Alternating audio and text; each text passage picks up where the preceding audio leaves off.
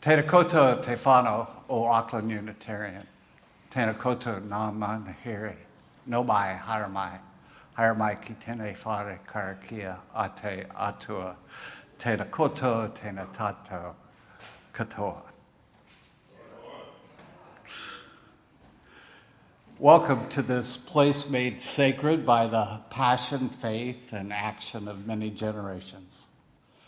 Know that whatever the need that brings you to this special place and hour, know most surely that it is best served through eager receptivity of mind and heart.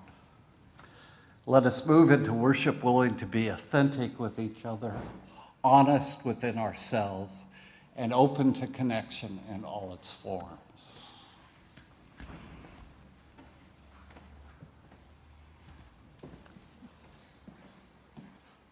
We are a people of holding on or of letting go. Holding on to rigid ideas or letting go and opening our minds and hearts to something new. Holding on to certainty of how things should be, or letting go and living with the uncertainty of new ways of being in the world. Holding on to what makes us comfortable, or letting go so we may grow, which can be uncomfortable. Holding on to what makes us safe, or letting go to make room to help others feel safe. With this flame, which I may or may not be able to light. With this flame, the symbol of our religion, let it be a symbol of burning up the ties that hold us back from being our true self and reaching our true potential. Let it be a symbol of lighting a new way for us into a better tomorrow. And let it be a symbol of letting go. Because holding on too long and too tightly is never good for the soul. Please join me in the covenant for our congregation in your order of service. Love is the doctrine of this church. The quest for truth is sacrament, and service is its prayer. To dwell together in peace, to seek knowledge and freedom, to serve humankind in fellowship, to the end that all souls shall grow in harmony. Thus do we covenant with each other and with our God.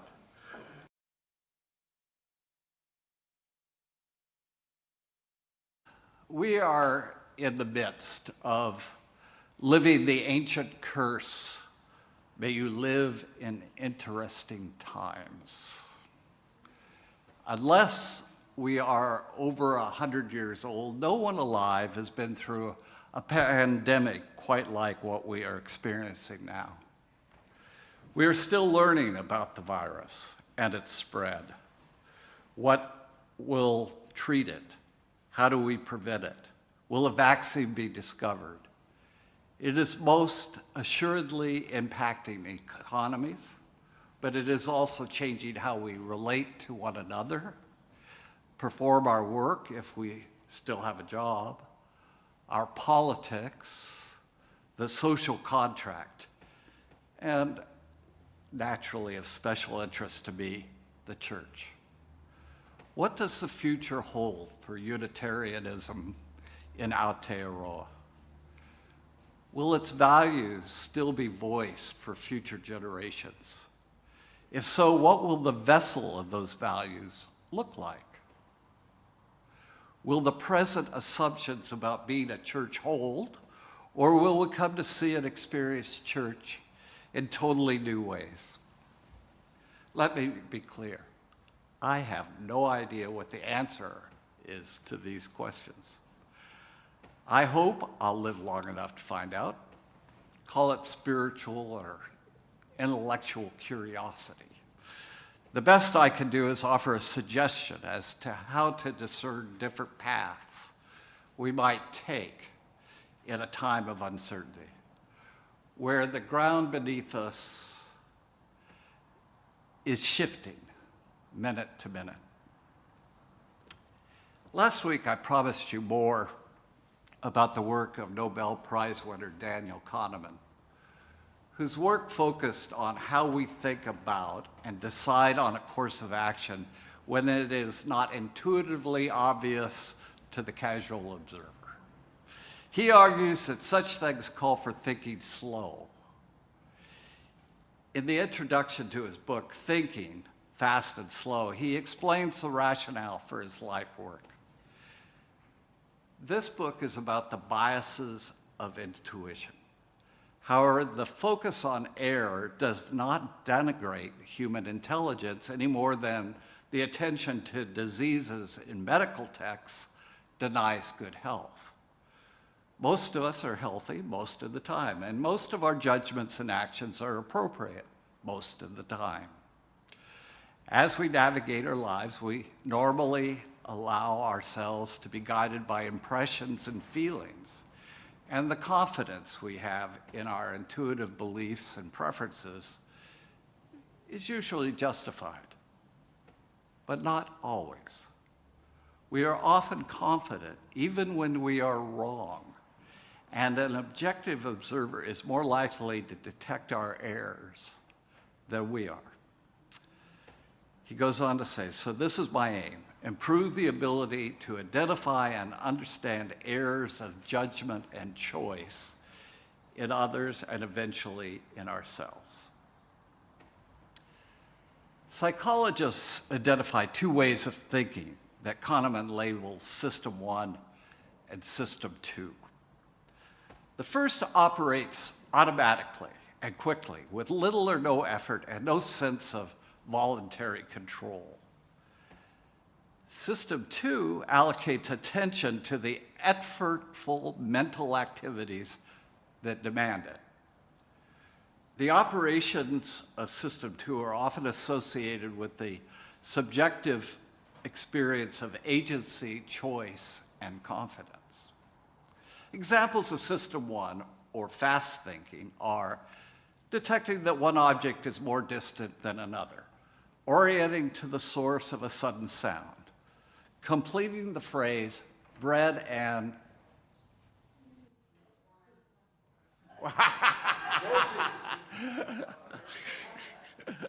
making a disgust face when shown a horrible picture, detecting hostility in a voice, knowing what 2 + 2 equals, reading words on a large billboard, driving a car on an empty road. Examples of System 2, or slow thinking, have one feature in common. They require attention and are disrupted when attention is drawn away. Here are some. Brace for the starter gun in a race. Focus on the voice of a particular person in a crowded and noisy room. Look for a woman with white hair. Search memory to identify a surprising sound. Maintain a faster walking speed than is natural for you. Monitor the appropriateness of your behavior in a social situation. Tell someone your phone number. Park in a narrow space. Compare 2 washing machines for overall value. Fill out a tax form. Check the validity of a complex logical argument. In all these cases, you are asked to do something that does not come naturally. And you will find that the consistent maintenance of a set requires continuous exertion of at least some effort. The often used phrase, pay attention, is apt. You dispose of a limited budget of attention that you can allocate to activities. I think about how long you could pay attention to me talking. At some point, you're gone. And if you try to go beyond your budget, you will fail. It is the mark of effortful activities that they interfere with each other, which is why it's difficult or impossible to conduct several at once. You could not compute the product of 17 times 24 while making a right turn into dense traffic. And you certainly should not try to. You can do several things at once, but only if they are easy and undemanding. System one thinking. This does not mean that the two systems work independently. They do interact, sometimes well, sometimes not. Everyone has some awareness of the limited capacity of attention, and our social behavior makes allowances for these limitations. When the driver of a car is overtaking a truck on a narrow road, for example, adult passengers quite sensibly stop talking. Intense focusing on a task can make people effectively blind, even to stimuli that normally attract attention. The most dramatic demonstration was offered by Christopher Chabras and Daniel Simons.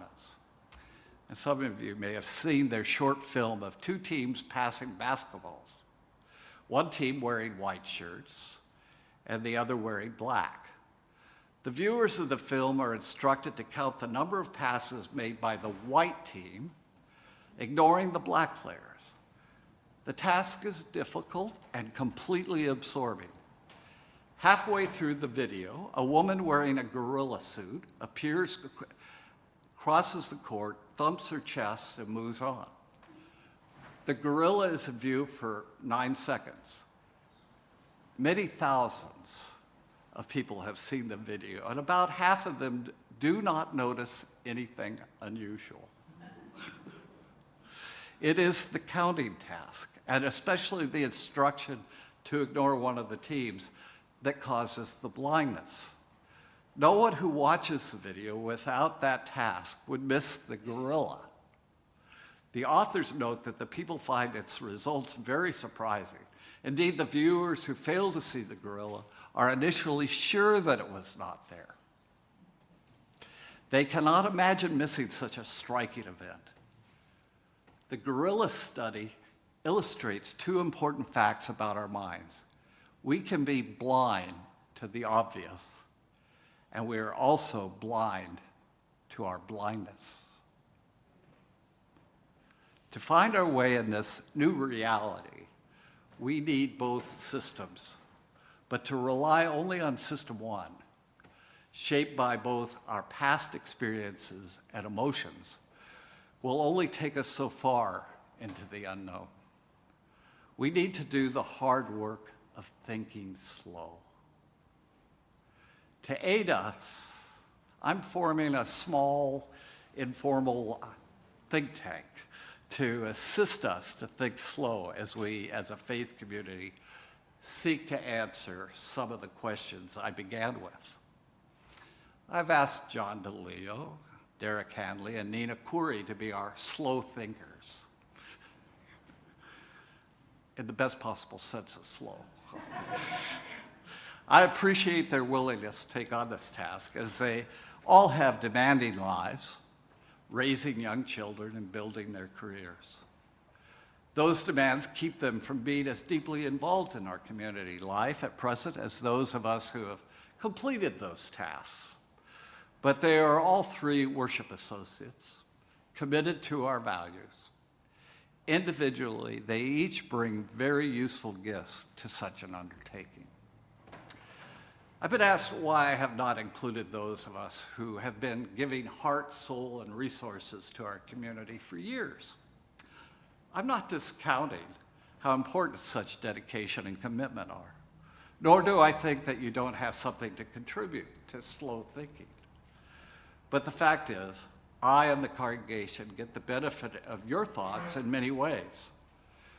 The people we don't hear much from are the generations who will inherit what we leave behind when we have done our dash. This will not be a quick process. It will involve wide consultation with those who are here, those who have left, our youth, and those who have never crossed our threshold. The small group will also mine the best thinkers on progressive religious thought around the world. They will feed that back to us to fuel our creativity. In very broad strokes, I hope this path will cure our blindness to the obvious and our blindness to our blindness. Amen.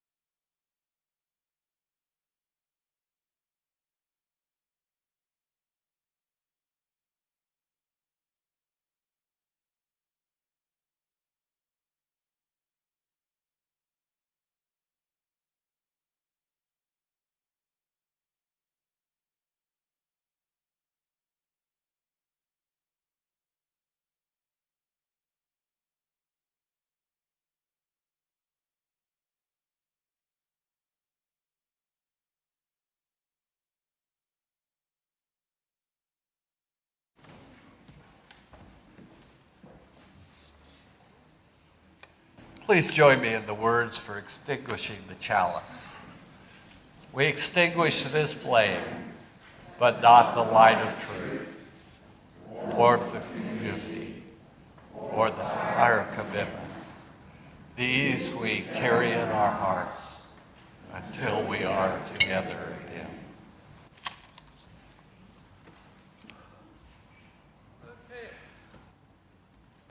The things to do is to turn off one of these mics. The things to do have been done well, for the most part. The people we need are in place, almost. We are ready, or as ready as we will be. Bless this most perfectly imperfect beginning. May we find the right people to do the right things as we go. May we discover that what we needed was right here all along. And may we remember to stop and marvel at the magic of each moment as it floats by.